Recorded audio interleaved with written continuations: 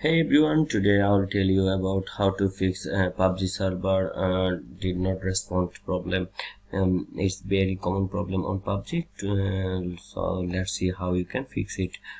First, make sure your internet connection is stable. Switch between Wi-Fi and mobile data to see if the issue is persists. Restart your router if needed. Sometimes the issue is on Pubg's and visit Pubg's official Twitter or down detector to check if servers are down. If they are, you will need to wait for an official fix. A quick restart can solve many issues. Close Pubg completely, restart your phone or PC and relaunch the game. If your connection is unstable, try using Google DNS or Cloudflare DNS for a better connection.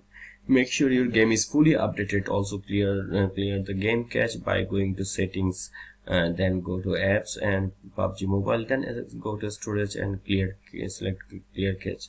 If you are using a VPN or proxy, disable it as it may interfere with server connections. Also close any background apps that might be using bandwidth.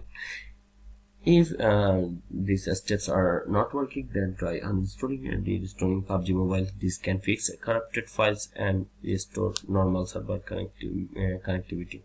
And that's it. That's how you can fix this problem on Pubg.